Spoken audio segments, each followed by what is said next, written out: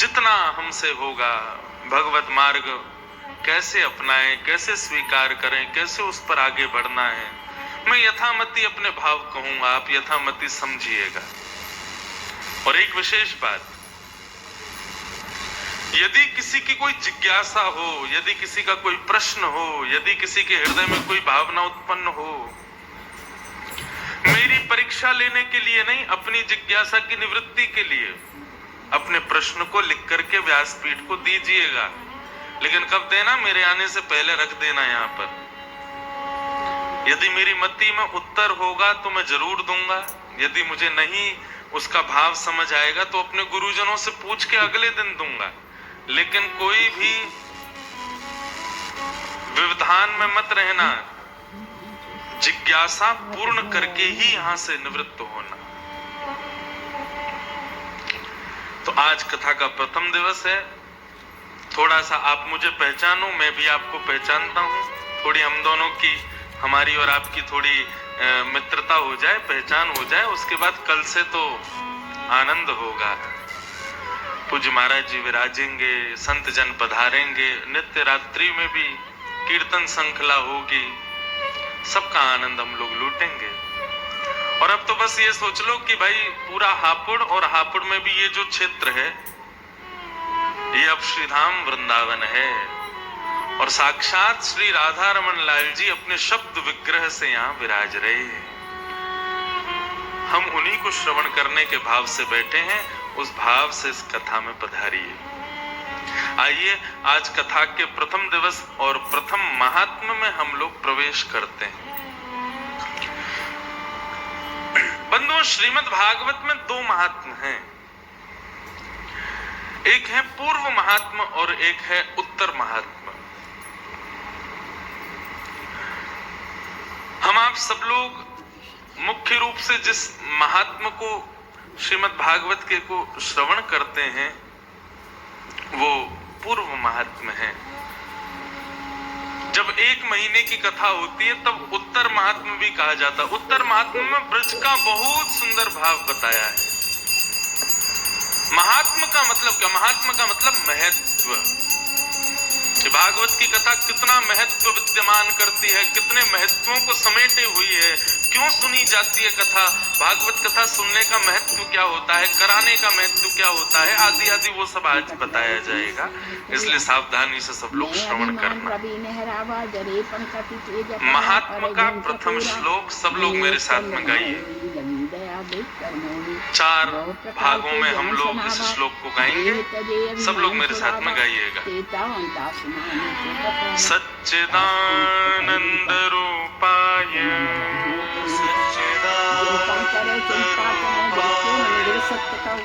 विश्वोत्पत्त्यादि Hathaway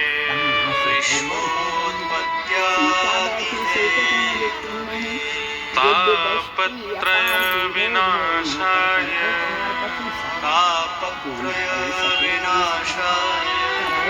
Shri कृष्णाय वयं नमः। श्री कृष्णाय वयं नमः।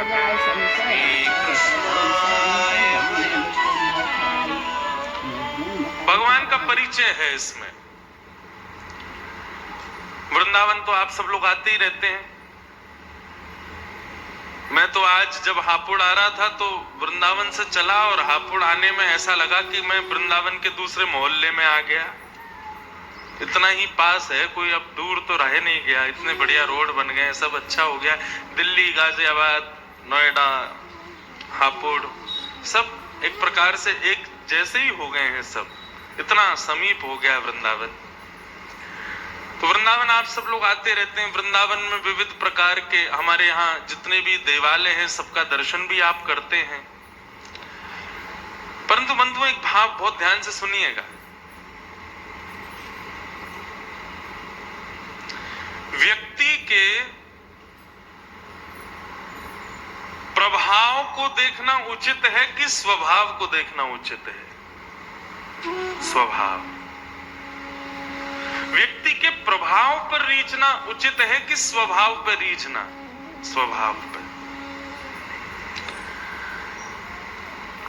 वृंदावन में और अन्य जहां भी आप श्री ठाकुर जी का दर्शन करते हो, वहां पर ठाकुर जी अपने प्रभाव से विराजमान है। गोवर्धन में जाओ तो वहां उनका प्रभाव क्या है? नख पे धार लियो गिरिराज, नाम गिरधारी पायो है।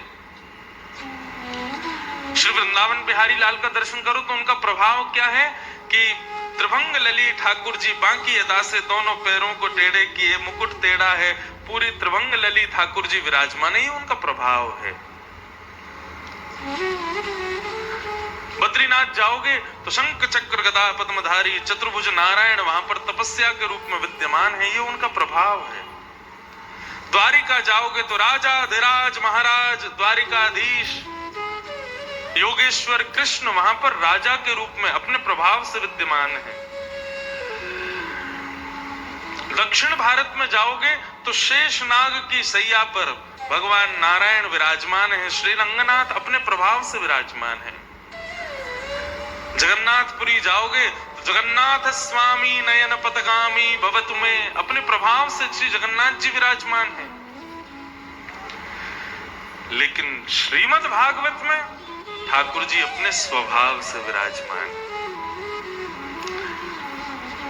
कहने का अभिप्राय, नेत्रों से जिन ठाकुर जी का दर्शन हो रहा है तो उनके प्रभाव दर्शन में आ रहे हैं, लेकिन कथा में आंखों से दर्शन नहीं होगा, कानों से श्रवण होगा, और कानों से श्रवण में प्रभाव का नहीं स्वभाव का दर्शन होगा। वही श्री राधा रमन लाल जी, वही वृंदावन बिहारी लाल जी जो बांकी अदा से खड़े हैं, वो सूरदास पर कैसे कृपा करने उसकी कुटिया में चले जाते हैं, कैसे कुम्मन दास पर कृपा करने के लिए उसकी गोद में खेलते हैं, कैसे मीराबाई पर कृपा करने के लिए उसके साथ नृत्य करने लगते हैं, ये उनका स्वभाव है। और इस स्वभाव का दर्शन प्रकट होता है श्रीमद् भागवत में। आज तक आप लोगों ने कथाएं खूब सुनी होंगी, परंतु हम जब ठाकुर जी का देवालय में दर्शन करते हैं ना तो हम उनके प्रभाव से रीझते हैं। लेकिन विशेषता यह है प्रभाव से नहीं स्वभाव से रीझना है। और भागवत उनके स्वभाव का दर्शन कराती है, उनका स्वभाव कैसा है। तो श्रीमद् भागवत का जो प्रथम श्लोक है ना, ये भगवान का एक शॉर्ट आइडेंटिफिकेशन है, ठाकुर जी का एक शॉर्ट पूरा परिचय दे देता है, बहुत सूक्ष्म में। ध्यान से सुनिएगा। सबसे पहला, ठाकुर जी का रूप कैसा है। अब हम लोग वृंदावन में तो गाते हैं, चांद सा सलोना मुख लटे घूंघरारी हैं, भौएं हैं कटीली आंखें तिरछी कटारे हैं, होया के जादू भरे दो नयन हो मेरा या पेटक गया मन, हरमण मेरो राधा रमण रे, राधा रमण मेरो राधा रमण रे। वृंदावन में तो ये रूप है, लेकिन यही घुंघराले केश वाले, यही कटाक्ष नेत्र वाले, यही सांवरे सलोने ठाकुर जी, इनका स्वभाव कैसा है। तो यहां पर लिखाया 3 स्वभाव से युक्त हैं। पहला सत्य, दूसरा चित्त, तीसरा आनंद। सच्चिदानंद रूप आएगा। ठाकुर जी के 3 रूप हैं। मैं अपनी कथा में बताया करता हूं कि व्यक्ति ना 2 स्थिति में व्यवस्थित होता है, एक तो रूप में और दूसरा स्वरूप में। स्वरूप वो जो आप दूसरों के लिए धारण करते हो, और रूप वो जो आप अपनों के लिए धारण करते हो। मैं व्यासपीठ पर बैठा हूं, ये मेरा रूप नहीं है, ये मेरा स्वरूप है। क्यों? ये व्यासपीठ पर बैठने के लिए मैंने धारण किया, धोती पहनी है, बगलबंदी पहनी है, पटका लगाया, तिलक पहना है, ये सब स्वरूप है, ये रूप नहीं है। रूप क्या है? रूप देखो वृंदावन में जब आप मेरे घर आओगे, मैं अपनी मैया के बगल में बैठा हूं, पिताजी के साथ बैठा हूं, वहां पर कोई महाराज नहीं, कोई गुरुजी नहीं, एक छोटा सा पुत्र हूं उनका, वो मेरा रूप है जो मेरे अपनों के लिए है। हम सबके स्वरूप और रूप दोनों होते हैं। जब हम संसार को रिझाने के लिए जाते हैं तो स्वरूप में जाते हैं, और जब अपनों के सन्मुख होते हैं तब रूप में होते हैं। ठाकुर जी के स्वरूप तो हम सब ने देखे हैं, लेकिन रूप उनका क्या है?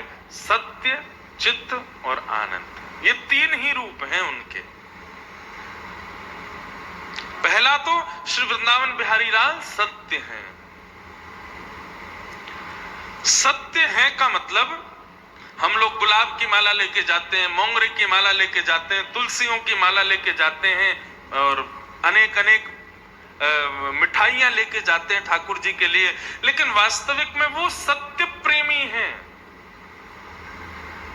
श्री वृंदावन बिहारी लाल उस माला से उतने नहीं रिझेंगे, उस मिठाई से उतने नहीं रिझेंगे, जितना आप सामने खड़े होकर के, हाथ जोड़ करके, नेत्र सजल करके अपने हृदय की सत्यता को उनको बता दोगे, उससे ज्यादा रिझ जाएंगे वो। बहुत ध्यान से सुनिएगा एक एक विषय को, एक एक शब्द को। ये सारे शब्द अपने भीतर कुछ भाव समेटे हुए हैं, उनको समझिएगा, उन पर विचार कीजिएगा।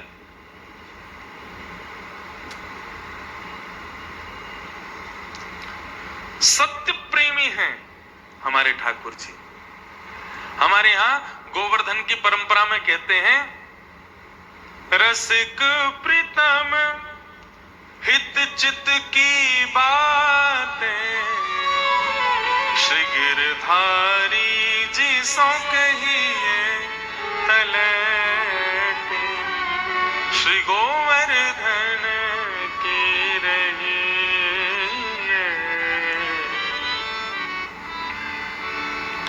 श्रीमन नारायण नारायण नारायण,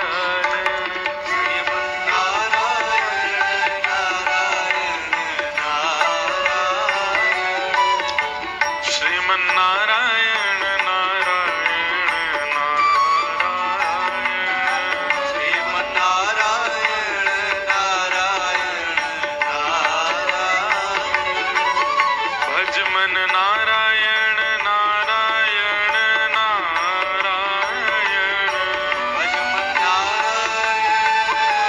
नारायण नारायण नारायण, भज मन नारायण नारायण नारायण, भज मन नारायण नारायण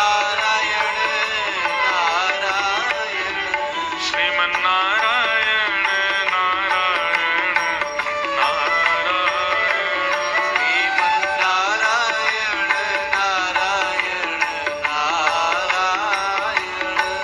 भज मन नारायण नारायण नारायण, भज मन नारायण नारायण नारायण, श्रीमन नारायण नारायण नारायण, श्रीमन नारायण नारायण नारायण,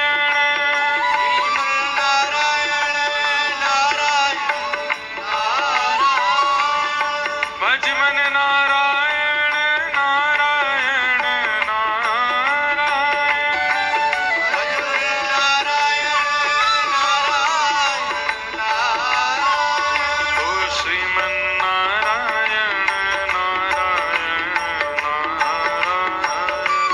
श्रीमन नारायण नारायण नारायण। बोलो वृंदावन बिहारी लाल की जय। आज प्रथम दिवस के सत्र में प्रारंभ में हम सबको आशीष देने के लिए और इस कार्यक्रम के मंगलमय भाव के लिए आशीष देने परम पूजनीय जगत गुरु शंकराचार्य श्री दिव्यानंद तीर्थ जी महाराज हम सबके मध्य में पधारे हैं। आप समस्त ज्ञानानंद तीर्थ जी महाराज हम सबके मध्य में पधारे हैं। आपके श्री चरणों में समस्त हापुड़ वासियों की ओर से बारंबार प्रणाम। तो सच्चिदानंद रूपाय विश्वोत्पत्ति, हम थोड़ी देर कथा में प्रवेश करें, फिर महाराज जी का भी आशीष प्राप्त करेंगे। तो भगवान के 3 रूप हैं, स्वरूप अनेक हैं, परंतु समस्त स्वरूप वाले ठाकुर जी के रूप 3 हैं, सत्य, चैतन्य और आनंद। तो मैं निवेदन कर रहा था कि आप ठाकुर जी के सन्मुख जब प्रस्तुत करते हैं स्वयं को,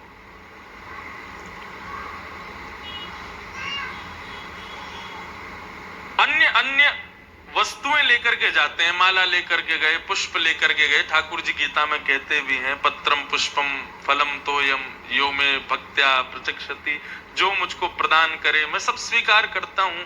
लेकिन वास्तविकता यह है कि ठाकुर जी सत्य हैं और वे सत्य प्रेमी हैं। सत्य स्वीकार करने में उनकी रुचि ज्यादा है। और एक बात कहें, संसार के कितने भी संबंध हो, उनके सन्मुख आप झूठ बोल सकते हो, लेकिन ठाकुर जी का स्वरूप ही ऐसा है कि वहां झूठ बोला नहीं। व्यक्ति के अंदर कितने अवगुण हैं या व्यक्ति कैसा है, ये केवल 2 ही लोग जानते हैं, या तो भगवान जानते हैं या वो खुद जानता है, तीसरा कोई नहीं जानता।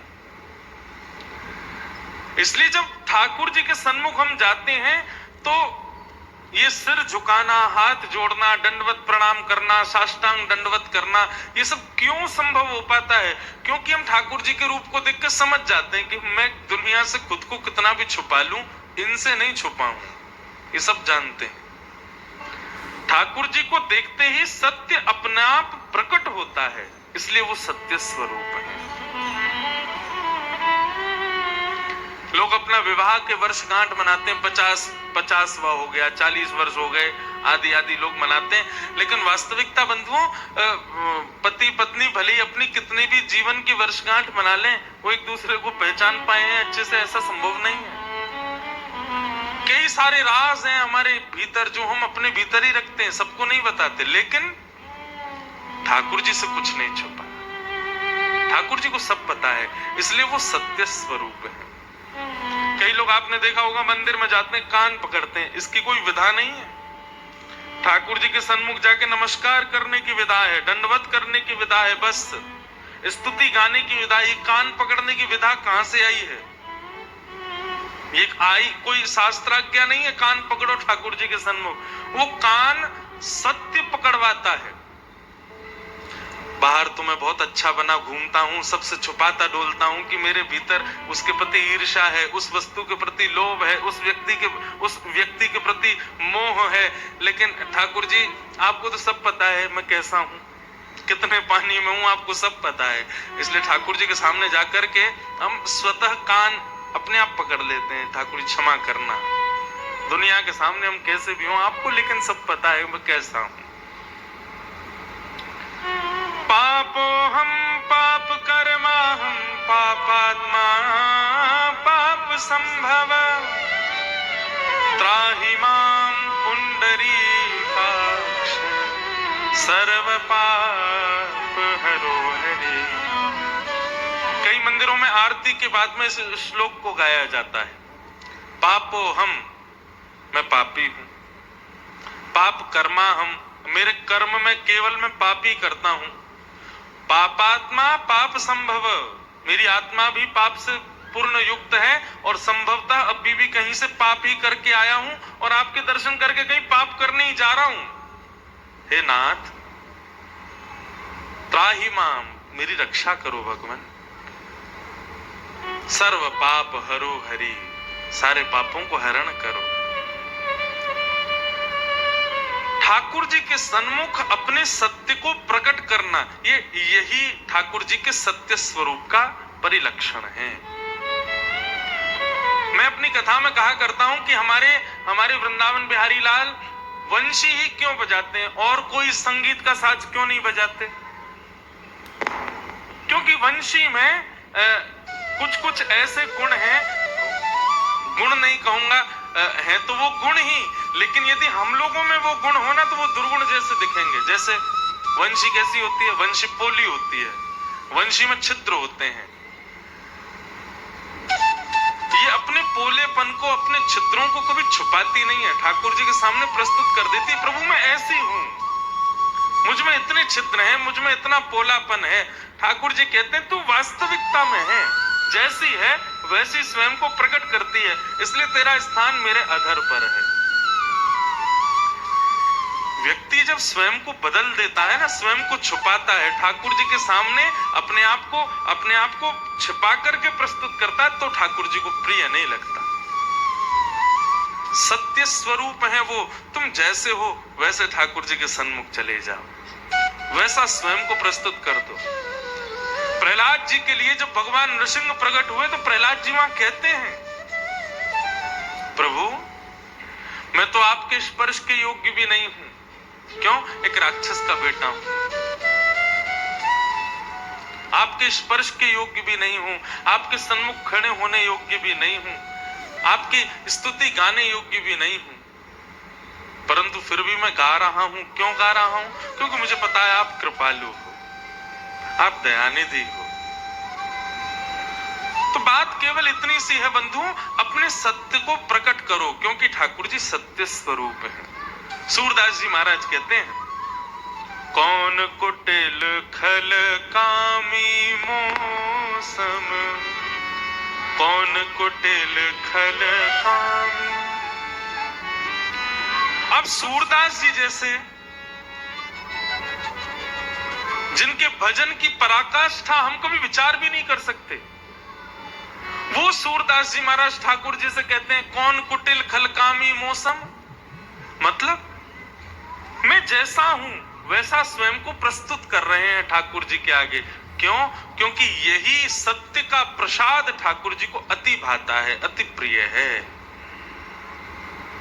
ठाकुर जी के सामने सत्य को स्वीकार करो।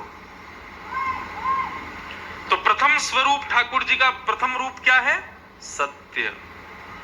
ठाकुर जी का दूसरा रूप है चैतन्य। ठाकुर जी चैतन्य है। चैतन्य का भाव क्या है?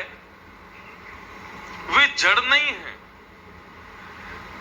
कई लोग ठाकुर जी को केवल पाषाण मात्र समझते हैं, केवल एक मूर्ति मात्र समझते हैं, अष्ट धातु के हैं, मार्बल के हैं, आदि आदि इस प्रकार की भावना रखते हैं। ऐसा कभी विचार मत करना। हमारे छोटे से गिरधर लाल जी हैं, उनके भी उत्सव में पूज्य महाराज जी कृपा करके पधारते हैं, आशीर्वाद देते हैं। अभी यहाँ पे भी विराज रहे हैं, आप कथाओं में चलते हैं साथ में। तो कई बार कई लोग उनका दर्शन करते हैं, दर्शन करके मुझसे पूछते हैं, महाराज जी आपके ठाकुर जी आप कितने में खरीद के लेके आए? जब कोई मुझसे पूछता है कि मेरे ठाकुर जी कितने के खरीदे, तो फिर मैं कहता हूं आपने अपना बालक कितने का खरीदा? नहीं महाराज जी बालक खरीदते थोड़ी, वो तो हमारा है। तो मैंने, वैसे ठाकुर जी भी हमारे हैं। मीराबाई से किसी ने कहा, तो मीराबाई कहती हैं, कोई कहे महंगो कोई कहे सस्तो, कोई कहे महंगो कोई कहे सस्तो, कोई कहे महंगो कोई कहे सस्तो, पर ये तो आवत प्रेम के मोल रे, ये तो आवत प्रेम के मोल रे। मैंने लियो री गोविंदा मोल रे, मैंने लियो री गोविंदा मोल रे, ये तो आवत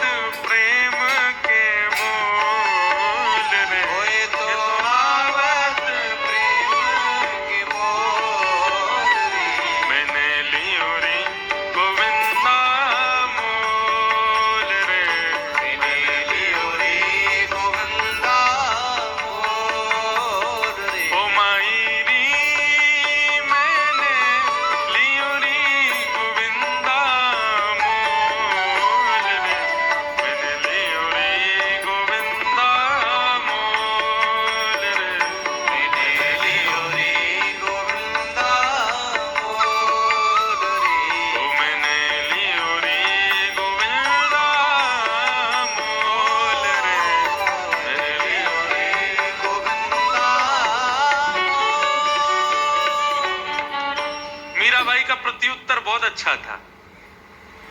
कोई कहे महंगो, कोई कहे सस्तो, पर मीराबाई कहती हैं ये ना महंगे हैं ना सस्ते हैं, तो फिर कैसे खरीदे? बोले ये तो आवैत प्रेम के मोल रे। मोल भी क्यों बताया? बोले तुम्हारी दृष्टि में ये पाषाण ही है, तुम्हारी दृष्टि में ये धातु ही है, इसलिए भी कुछ मोल बताना है, तो फिर प्रेम के मोल आए हैं। हमारे प्रेम से रीच करके ठाकुर जी आ गए। ठाकुर जी के प्रति कभी पाषाण दृष्टि मत रखना, ठाकुर जी को कभी मूर्ति कहकर के संबोधित मत करना। ठाकुर जी परम चैतन्य हैं। बंधुओं, जब तक हम ठाकुर जी की सेवा में ठाकुर जी को परम चैतन्य नहीं मानते ना, तब तक सेवा में अपराध ही होता है हमसे। अब लड्डू गोपाल हैं, एक हाथ में मक्खन है, दूसरा भुजा नीचे है, दो घुटने नीचे, अब लोग उनकी सेवा कर रहे हैं। अगर पाषाण मान करके करेंगे ना, तो फिर इतनी शीतकाल में भी ठंडे जल से नहला देंगे उनको।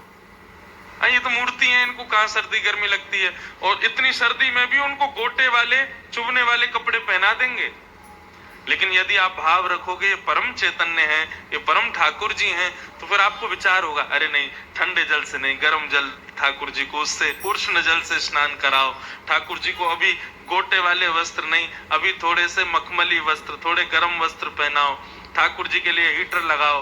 अभी हमारे ठाकुर जी को अभी 6 बजे सिगड़ी आएगी, हमारे ठाकुर जी के कोयला जला के उनके सन्मुख रखे जाते हैं। सुबह सुबह जब मंगला होती है तब भी सिगड़ी रखी जाती है। ये सब कब प्रकट होता है? भाव, जब आप ठाकुर जी के प्रति पूर्ण चैतन्य भाव रखते हो। जब तक हम उनको मूर्ति मानते हैं ना, तब तक हमको यही लगता है कि इनको ना सर्दी लग रही है, ना गर्मी लग रही है, ना कोई और भाव, और इन सब भावों की वजह से कोई ना कोई अपराध हमसे बनता ही रहता है। वे परम, लेकिन वास्तविकता बंधुओं, हम सबके भीतर भी वही चैतन्य परमात्मा है। इसीलिए हम किसी के भाई कहला रहे हैं, किसी के बंधु कहलाते हैं, किसी के पुत्र कहलाते हैं, किसी के मित्र कहलाते हैं। यदि वो चैतन्य हमारे भीतर से प्रस्थान कर जाए, तो सारे घर के अपने ही हमको ले जाते हैं शमशान पे, और जाके चिता में जला करके भस्म कराते हैं। हम भाई को भाई क्यों कह रहे हैं? क्योंकि वो चल रहा है, फिर रहा है, बोल रहा है, सब क्रियाएं कर रहा है, लेकिन ये सब क्रिया उससे करवा कौन रहा है? उसके चित्त में बैठे चैतन्य।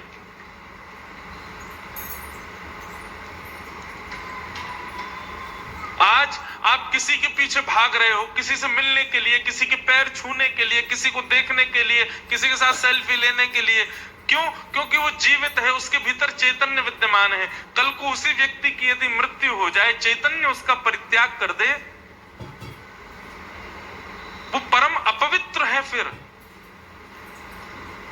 लाखों लोग जो उसको देखना चाहते हैं, उसके संग रहना चाहते हैं, वे भी उसको शमशान ले जाते हैं, तो घर लौट करके स्नान करते हैं 2 बाल्टी पानी से। क्यों? हम अपवित्र हो गए।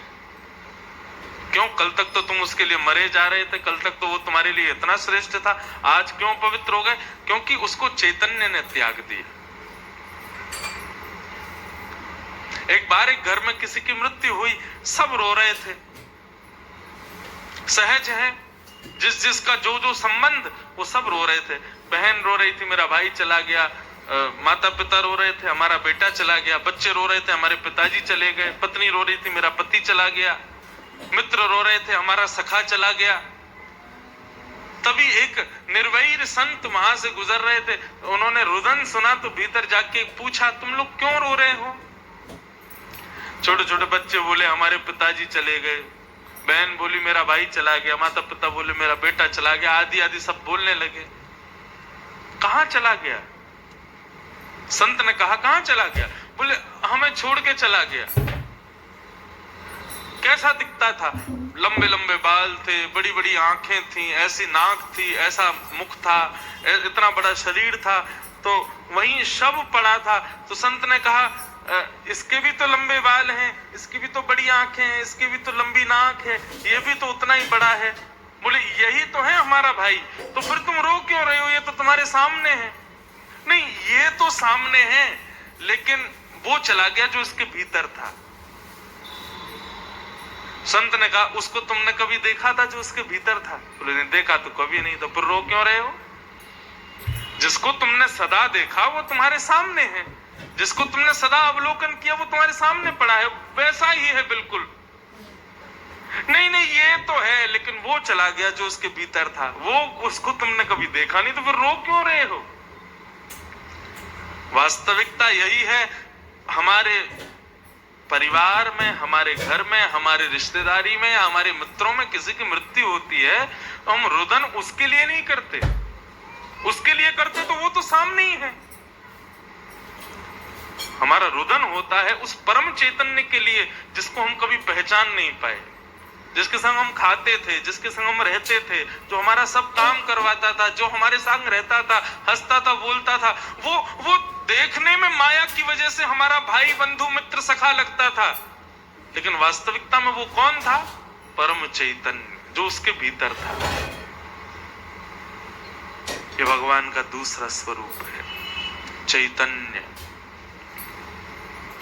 और ठाकुर जी का तीसरा स्वरूप क्या है?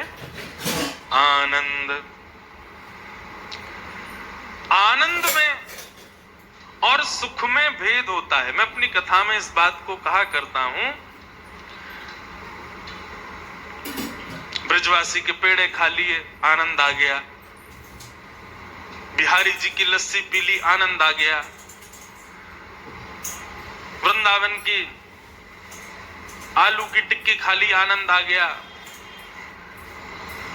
कुछ भी हम खाते हैं, पीते हैं, देखते हैं, पहनते हैं, सुनते हैं, उसमें हम आनंद को परिभाषित करते हैं, परंतु वो आनंद नहीं है बंधुओं, वो सुख है। आनंद एक अलग वस्तु है। आनंद और सुख में भेद क्या है? आनंद और सुख में भेद केवल इतना समझो, बहुत ध्यान से सुनिएगा। जहां पर देह में विद्यमान इंद्रियों को जब प्रसन्नता होती है तब उसको हम सुख कहते हैं, परंतु जहां देह की इंद्रियों का कोई मतलब नहीं, जहां पर हमारे कंफर्ट जोन का कोई मतलब नहीं, जहां पर हमारे शरीर की विपरीत व्यवस्थाएं हैं, वहां जाकर के भी हम प्रसन्न हैं, उसको आनंद कहते हैं। अब जैसे कि आपको बढ़िया एक होटल में रूम दे दिया जाए, 1-1.5 लाख रुपए रात का रूम हो, और हमारे कोई व्यक्ति आपको वहां ले जाए, ले जा करके आपको वो रूम दे दें, सारी फैसिलिटीज हैं वहां पर, खाने के लिए भोजन है, पीने के लिए जूस है, सोने के लिए बेस्ट बिस्तर है, देखने के लिए बढ़िया दृश्य है, टीवी है, इंटरनेट है, सब कुछ है, सारी फैसिलिटीज हैं आपके लिए। ऐसे कमरे में आपको बंद कर दिया जाए और चाबी लेकर के वापस कोई व्यक्ति चला जाए और कहे अब भाई जीवन भर इसी कमरे में रहो, और जीवन भर तो बहुत लंबी बात हो गई, 1 हफ्ता इसी में रहो, तो होगा क्या? मजबूरन आप 1 हफ्ता गुजार तो लोगे, लेकिन 2 या 3 दिन बाद उस कमरे के भीतर जितने भी सुख हैं वो धीरे धीरे कम होने लग जाएंगे।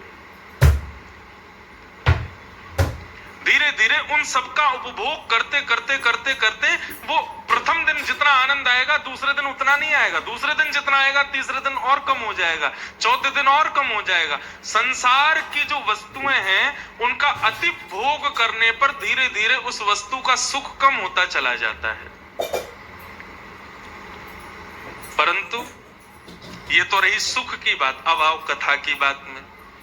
प्रथम दिन जितना आनंद आएगा उससे दुगुना आनंद कल आएगा, उससे दुगुना आनंद परसों आएगा, उससे चौगुना आनंद अगले दिन आएगा, उससे और गुना आनंद उसके अगले दिन आएगा।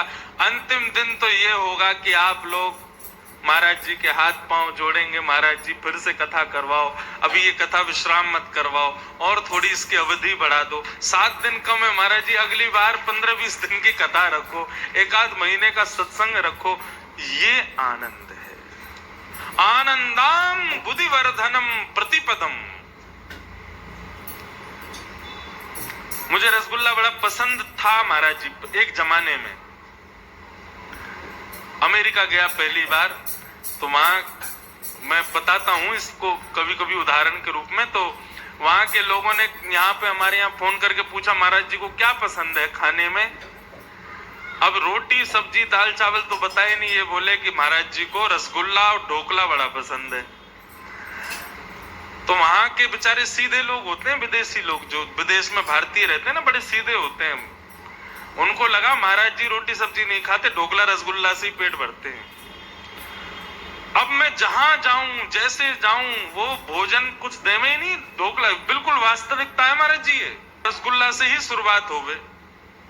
स्थिति ये हो गई, जिस रसगुल्ला से मुझे बड़ा प्रेम था 7 दिन खा खा करके स्थिति ये हो गई कि अब मुझे कोई रसगुल्ला का नाम भी बोलता था ना तो मेरा हृदय उच्चाटित होता था। मैंने कहा बोलो मत, सुनाई नहीं देना चाहिए, कोई सफेद वस्तु दिखनी नहीं चाहिए दूर दूर तक। क्यों?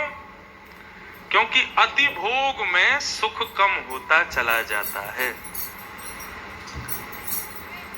परंतु ठाकुर जी के संकीर्तन, ठाकुर जी का दर्शन, ठाकुर जी की कथा, उसमें जितना प्रवेश करो, जितना आगे जाओ, जितना ज्यादा श्रवण करो, उतना ही आनंद बढ़ता है। बस यही भेद है सुख में और आनंद में। जिसका अति उपभोग उसकी सरसता को खत्म कर देता हो, उसकी सुंदरता को नष्ट कर देता हो, उससे मिलने वाली प्रसन्नता को छीण कर देता हो, वो सांसारिक सुख है। परंतु जिसका उपभोग आनंद को और वर्धित करता हो, वो ठाकुर जी हो सकते हैं। बिहारी जी का एक बार का दर्शन संतोष नहीं देता, बार बार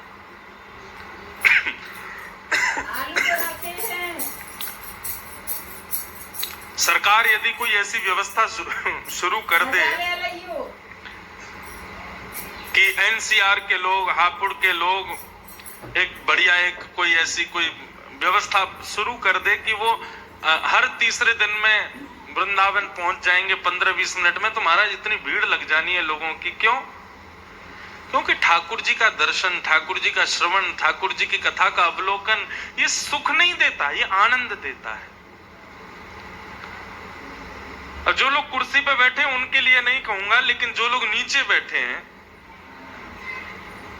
सुख आसन में बैठे हैं, मेरुदंड सीधा करके बैठे हैं, पीछे कोई सपोर्ट नहीं है, नीचे फर्श पर बैठे हैं, फर्श पर कोई गद्दे लगे ऐसा नहीं, साधारण कालीन बिछी है, ऐसी स्थिति में आप बैठे हो, यदि अभी आपको कोई दर्पण दे, कोई शीशा दे और कहे अपना मुख देखो, तो आप लोगों का चेहरा जो है ना, ये सुख का प्रतीक नहीं कर रहा है, ये आनंद को प्रकट कर रहा है।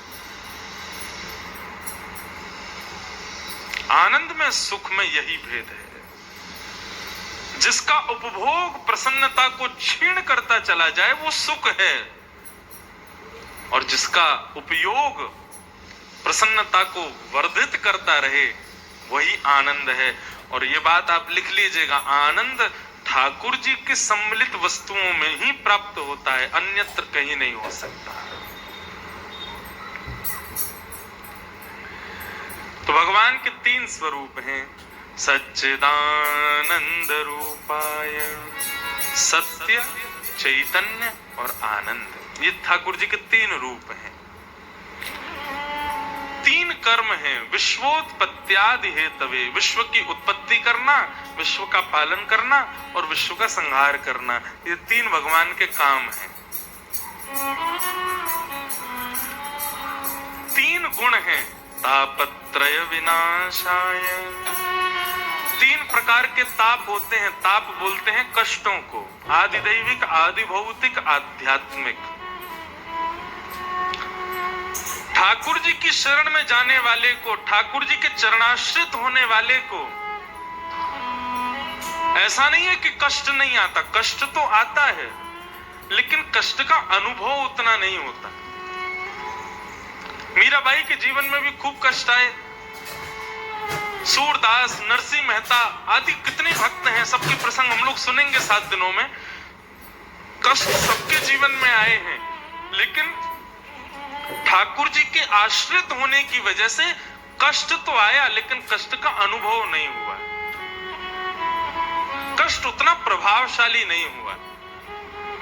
एक प्रकार से ऐसा समझ लो कि बहुत तेज बारिश हो रही है और आपके पास छाता है, तो छाता लेकर के आप उस बारिश में चल रहे हो, बारिश तो गिर रही है, बारिश से उठने वाली बौछार आपके शरीर का स्पर्श भी कर रही है, लेकिन छतरी होने की वजह से, छाता होने की वजह से आप भीग नहीं रहे हो। ठीक उसी प्रकार दुखों की वर्षा तो हो रही है, लेकिन भक्ति रूपी छतरी आपके पास है, इसलिए उसकी बौछार तो आ रही है, वो थोड़ी बहुत आपको चारों तरफ से घेर तो रहे हैं कष्ट, वो दुख, लेकिन छतरी होने की वजह से, भक्ति होने की वजह से, ठाकुर जी का आश्रय होने की वजह से आप उस दुख में भीग नहीं रहे हो, उस दुख में गीले हो नहीं रहे हो।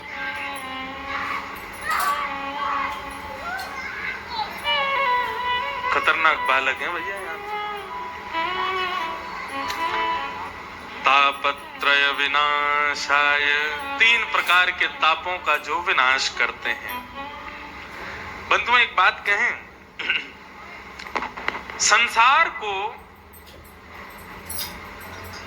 वैदिक स्तर पर एक नाम से संबोधित किया गया और वो नाम संसार का है दुखालय। क्या नाम है? दुखालय।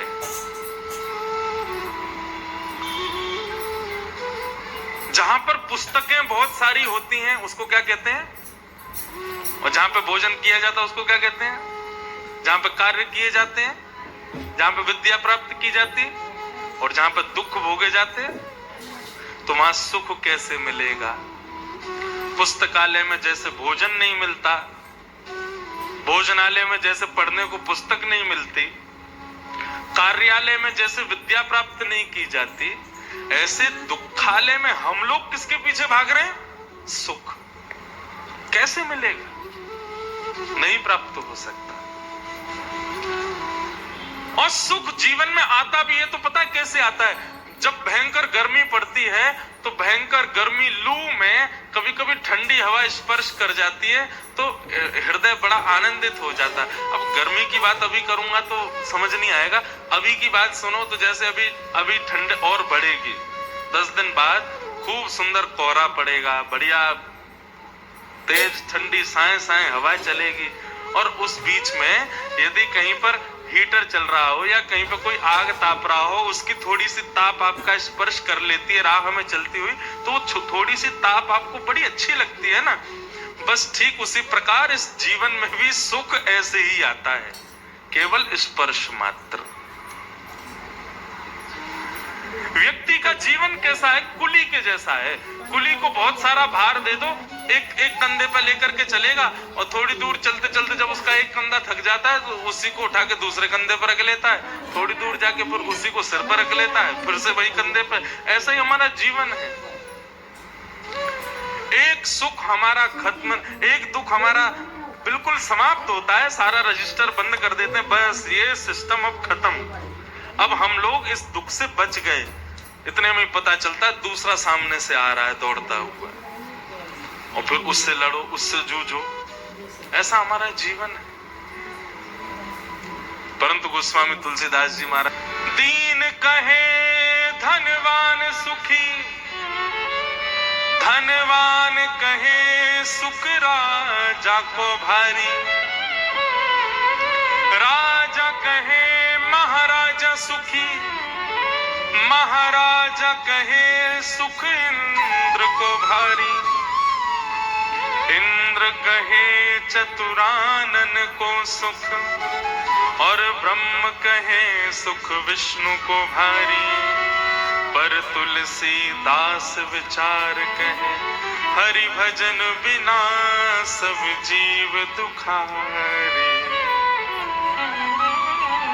जिनके जीवन में हरिस्मरण नहीं है, जिनके जीवन में सत्संग नहीं है, जिनके जीवन में ऐसे संतों का संग नहीं है, वास्तव में जीवन में वही दुखी हैं। जिनको परम ठाकुर जी का सत्संग प्राप्त है, हरि का भजन प्राप्त है, वो जीवन में दुख सहते हुए भी प्रसन्न रहते हैं, आनंद में रहते हैं, खुश रहते हैं। हरि का भजन करो, हरि है हमारा, हरि का भजन करो, हरि है हमारा, हरि का भजन करो, हरि है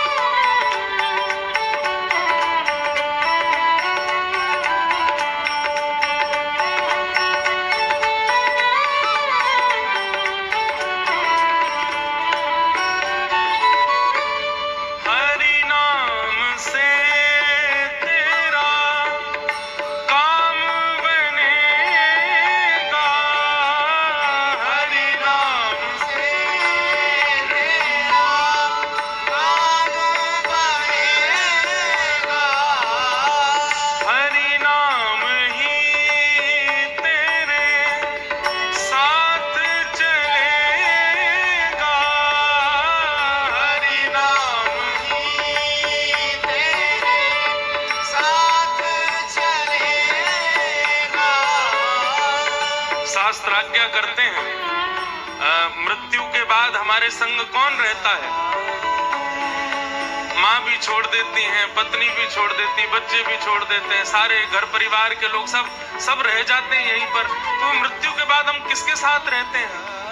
शास्त्र आज्ञा करते हैं धनानि भूमौ पशवश्च गौष्ठे भार्या गृहे द्वारि जन श्मशाने देहश्चितायां परलोक मार्गे धर्मानुगो गच्छति जीवे। धनानि भूमौ, हमने जितना धन कमाया सब या तो बैंक में रह जाएगा, या अलमारी में होएगा, लॉकर में रह जाएगा, या कहीं गाड़ दिया होगा तो वहां रह जाएगा, संग नहीं जाएगा।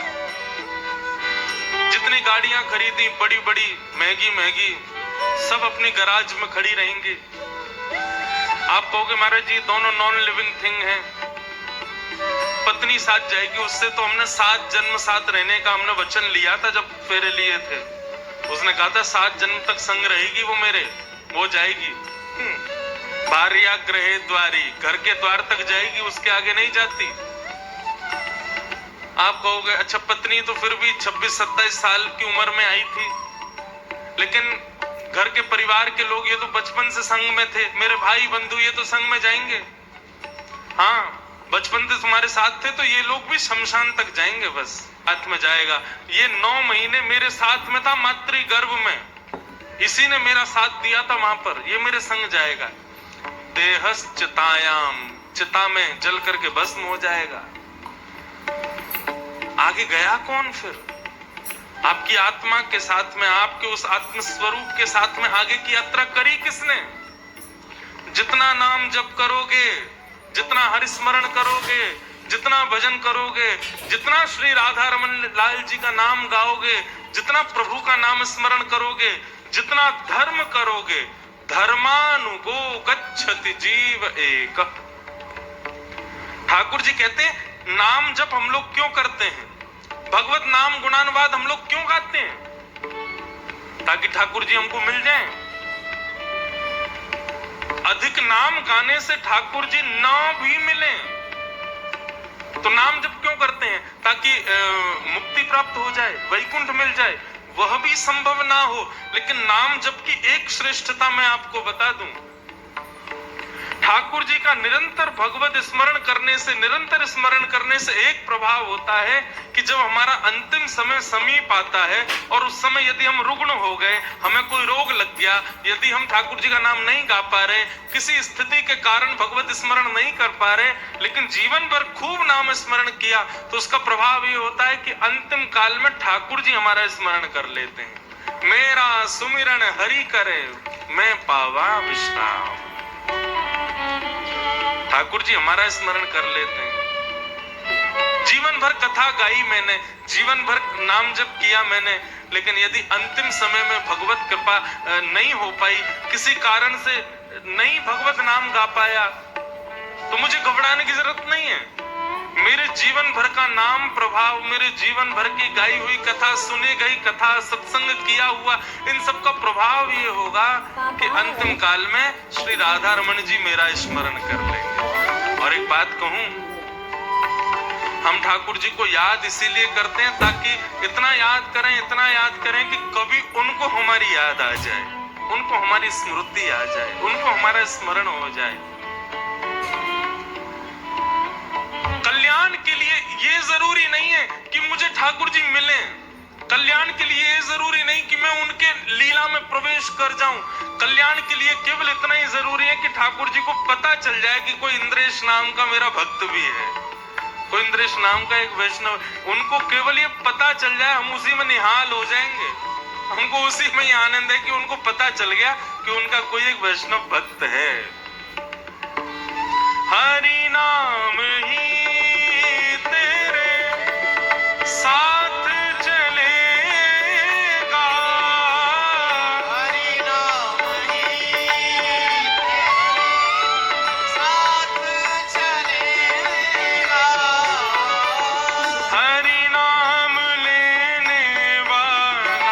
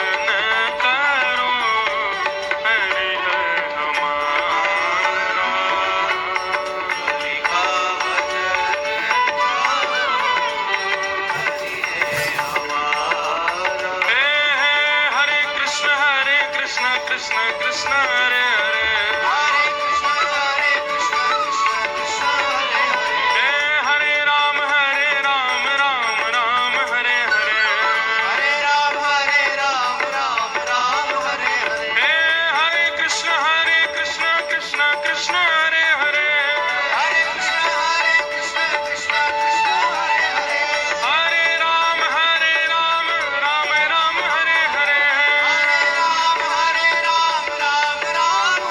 हरे हरे कृष्ण कृष्ण कृष्ण हरे हरे हरे कृष्ण कृष्ण हरे हरे हरे राम राम हरे हरे राम राम हरे हरे ओ हरे कृष्ण कृष्ण कृष्ण हरे हरे हरे कृष्ण कृष्ण हरे हरे हरे राम राम हरे हरे राम हरि का भजन करो हरि है हमारा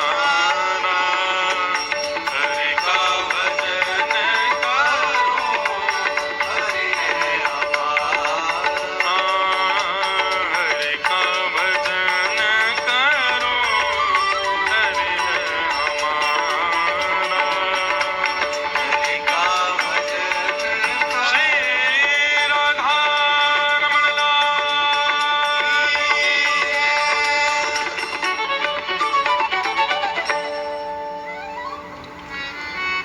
हरि स्मृति क्या करती है? तापत्रय विनाशाय। 3 प्रकार के जो हमारे ताप हैं उन तापों को विनाश करते हैं। ऐसे श्री कृष्णाय वयं नमः। ऐसे श्री कृष्ण को हम बारंबार प्रणाम करते हैं। बंधुओं,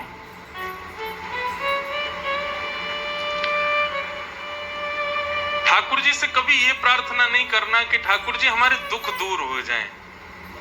प्रारब्ध से प्राप्त होते हैं दुख, उनकी निवृत्ति के लिए भगवत भजन कभी नहीं करना, बल्कि हमारी प्रार्थना तो ऐसी होनी चाहिए कि हे नाथ, हमारे जितने छोटे मोटे बड़े बड़े जितने भी दुख होते हैं ना, पूर्व किए हुए प्रारब्धों से जो आपको प्राप्त होने, वो तो नाम जप से नष्ट हो जाते हैं। लेकिन जो छोटे मोटे थोड़े बहुत रह जाते हैं ना, यदि वो जीवन में आ जाएं तो जितना हो सके उनको भोग लो। क्यों? क्योंकि यदि आपने ठाकुर जी से प्रार्थना की कि ठाकुर जी हमारे कष्टों को निवृत्त कर दीजिए, कष्टों को दूर कर दीजिए, और कहीं ठाकुर जी ने वो कष्ट दूर कर दिया तो वो कष्ट रह जाएगा, उसको भोगने के लिए फिर पुनः जन्म लेना पड़ेगा। इसलिए एक ही जन्म में सारा हिसाब। इस बात का प्रमाण हमारे श्री जगन्नाथ जी के परम भक्त हुए श्री माधवदास जी। तो माधवदास जी के प्रसंग में आता है कि श्री माधवदास जी ठाकुर जी की बहुत दर्शन में उनकी बड़ी निष्ठा थी। श्री माधवदास जी का जब चरित्र पढ़ते हैं ना तो रोंगटे खड़े हो जाते हैं। क्यों? जब माधवदास जी मंदिर में प्रवेश करते थे, जैसे जगन्नाथ जी के सम्मुख पहुंचते थे तो श्री जगन्नाथ जी का विशाल स्वरूप वो अपनी पीठ पर झूमने लगता था माधवदास जी को देख करके। सुबह से लेकर के रात्रि तक वहीं रहते थे, दर्शन करते रहते थे श्री जगन्नाथ जी का। थोड़ी देर दर्शन करते थे, फिर बाहर आके बैठ जाते, नेत्र बंद करके उसी स्वरूप का स्मरण करते रहते थे। ऐसा माधवदास जी का भाव था। परंतु बंधुओं, ठाकुर जी बड़ी परीक्षा लेते हैं। और एक बात आपको स्पष्ट कर दें, भक्ति के पथ पर तो परीक्षाओं की झड़ी लगने वाली है। कई लोग कथाएं सुनते हैं तो फिर बाद में आते हैं तो प्रश्न करते हैं, महाराज जी एक बात कहें। मैंने कहा कहो। हम लोग इतना भजन करते हैं, इतना ठाकुर जी की सेवा करते हैं, इतनी कथा सुनते हैं, सत्संग करते हैं, वृंदावन जाते हैं, जगन्नाथपुरी जाते हैं, हरिद्वार जाते हैं, लेकिन छोटी छोटी गलतियों पर ऐसा लगता है ठाकुर जी नाराज हो गए और हमको कष्ट देते हैं। वही हमारे परिवार के कुछ लोग ऐसे हैं, ना कभी वृंदावन जाते हैं, ना कभी भजन करते हैं, सारी भक्ष दूषित वस्तुएं खाते हैं, सब गलत करते हैं, गंदे काम करते हैं, फिर भी उनके जीवन में हम देखते हैं कि किसी प्रकार का कोई कष्ट नहीं है। लक्ष्मी की वर्षा होती जा रही है और वो दिन ब दिन ऊपर पहुंचते जा रहे हैं, उनके जीवन में कोई कष्ट नहीं। और वहीं हम लोग अपनी वैष्णवता देखते हैं, तो वैष्णवता देख करके हमको लगता है ठाकुर जी इतना कष्ट क्यों देते हैं।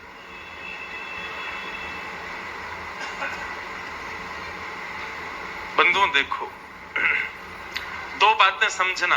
पहली बात, जो व्यक्ति फर्श पर लेटा है वो व्यक्ति कितनी भी करवटें बदले गिरेगा नहीं, क्योंकि पहले ही गिरा हुआ है। लेकिन जो व्यक्ति बेड पे लेटा है यदि करवट लेगा तो गिर जाएगा, क्यों? उसका स्थान ऊंचा है। जो बच्चा क्लास में फेल ही होता रहता है, यदि अब की बार भी फेल हो जाए तो टीचर क्या कहते हैं? कुछ नहीं कहते, बोले तू तो फेल ही होता है, ले अपनी मार्कशीट लेके जा। लेकिन जो बच्चा हमेशा पास होता है, यदि वो फेल हो जाए तो टीचर क्या करता है? डंडी निकालता है, बोले तेरे से उम्मीद नहीं थी, तू फेल कैसे हो गया, और उसकी फिर पिटाई होती है। ऐसे ही भक्त और दूषित लोगों में अंतर है। जो दूषित लोग हैं, मैंने साधारण भाषा में समझाया है, वो दूषित लोग कुछ भी करें ठाकुर जी को कोई फर्क नहीं पड़ता, क्यों? पहले ही गिरे हुए हैं।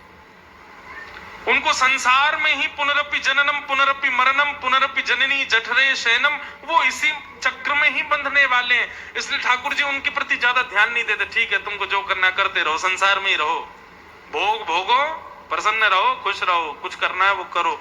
लेकिन जब किसी भक्त को ठाकुर जी देखते हैं तो फिर भक्त के पूर्व जन्म के संचित कर्मों के प्रति ठाकुर जी की थोड़ी चिंता होती है। ठाकुर जी कहते हैं इसके पूर्व जन्म के कर्म ऐसे हैं कि इसको ये अगर नहीं भोगेगा तो इसको बार बार जन्म लेना पड़ेगा। इसलिए ठाकुर जी सारे प्रारब्ध कर्मों को एक संग भेज देते हैं। जितना हो सके भोग ले, इसी जन्म में कंटक काट अपने और आजा मेरे पास। इसलिए वैष्णवों के जीवन में थोड़ी कष्ट की मात्रा ज्यादा होती है। तो श्री माधव दास जी जो थे वो नित्य दर्शन करते थे ठाकुर जी का, लेकिन ठाकुर जी ने उनको पेट का एक रोग लगा दिया कि वो कुछ भी खाते तुरंत उनको जाना पड़ता शौच के लिए। माधव दास जी का नियम था, जितनी बार शौच जाते थे उतनी बार स्नान करते। तो माधव दास जी को पेट का तो रोग हुआ ही, बार बार स्नान करने से निमोनिया भी हो गया। अब तो और ज्यादा दर्शन से वंचित हो गए। शरीर में इतनी कमजोरी आ गई कि मंदिर में जा ही नहीं पा रहे। जल भी पीते हैं तो जल भी मानो पचता नहीं माधव दास जी को। माधव दास जी बोले अब मुझे मंदिर में नहीं जाना चाहिए, क्योंकि बार बार मैं अपवित्र हो जाता हूं, हम मंदिर की मर्यादा क्यों भंग करें। तो श्री माधव दास जी समुद्र के किनारे लेट गए और समुद्र की लहर में ही पड़े रहते और बोले अब शायद हमारे प्राण निकलने वाले हैं, अब यहीं पर प्राण छोड़ दो।